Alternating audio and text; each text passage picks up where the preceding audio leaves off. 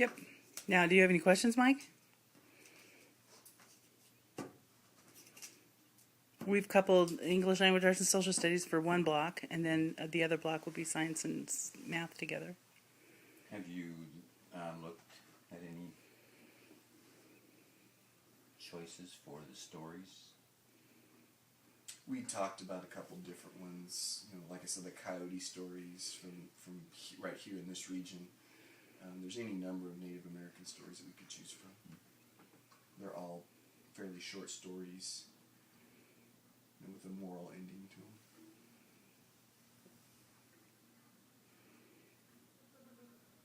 No, it looks to me like you got it pretty well. This one gives a very good example of what is needed and how you're going to go about it. So once you get that beginning material, have them read it. You want to show them the third page of our checklist to talk about the components of the packet?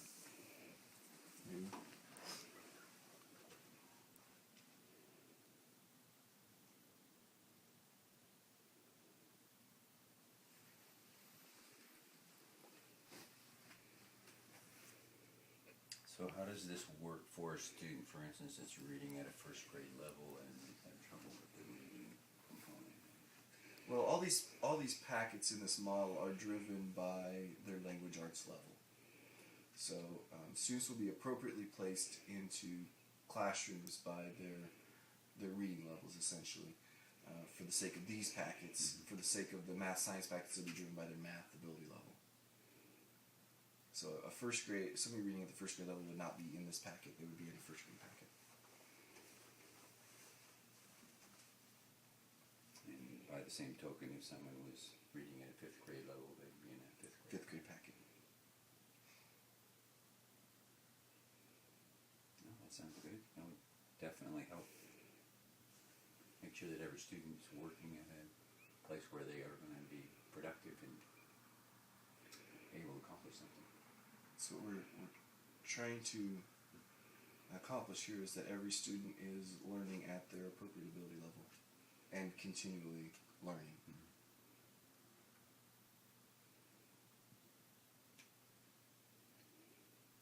So would there be, like, in that process, especially for the students that behind at the first grade, some sort of interventions to try and boost their reading levels so that maybe they could catch back up? Well, within the scope of how the assessments work here, there's rubrics for all the skills, not just the standards, but the individual skills within the standards. So as you can see here, we've laid out the standard as being social studies 3.22, but the skill is an identified skill. So when the teachers go to assess the first couple things there, they'll pull out their 3.22 standard that is associated with identify. They'll pull out that rubric that's associated with identify. And if the student did not have a successful first attempt and scored something less than met, it would depend on which level they scored. Thank you. Here are the levels. If they score in progress the first time, the initial time would be just handing it back to them, asking them to correct whatever mistakes they made. If they score a 2 a second time, then the teacher plans and executes an intervention. If they score a 1 on the first time, then then the teacher immediately executes an intervention. And then there, as you can see here, we have a place for 3 interventions. And if after 3 interventions the student is still struggling with this, then the teacher is going to take all the data that they've collected throughout this process and submit it to our specialist for review. So we basically built the RTI process into this model. Great.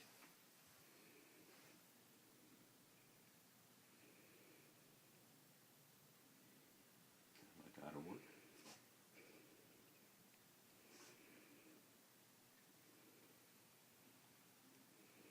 So at what point will your teachers become involved in this? Well, they've been involved in it all along the way. We've kept them up to date. What they've asked us to do is put together a packet for them so they can actually see what one looks like. We've talked about it conceptually, but they just wanted something that they could put their hands on and see how it works. So what we are currently doing is we're actually going to build 3 packets. We're going to build a low, a middle, and a high packet. And then at our next in-service, we're going to have the teachers into 3 groups.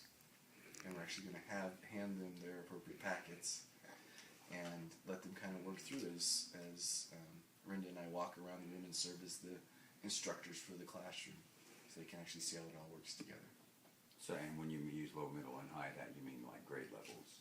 Like Yeah, we talked about not Bloom's taxonomy. Right, These right. are laid out in Bloom's probably taxonomy. what we need to say is entering, developing, and exiting, in terms of you're coming into this level of knowledge, you're refining this level of knowledge, and you're getting ready to exit this level into the next. We just use low, middle, and high today so that we could think about this in terms of Bloom's taxonomy as we were breaking out the skills, so we could put those that met like analyzing, evaluating, and creating at the top, kind of applying in the middle, and having our remembering and understanding skills down here at the bottom. So we're constantly scaffolding this learning and constantly being able to cycle back and reinforce that learning at higher levels as we go through. And yet within each of the packets, each of the 3 low or beginning, entering, and the 4 reinforcing, there are skills at each of Bloom's taxonomy, and they will do 2 activities at each level of Bloom's taxonomy.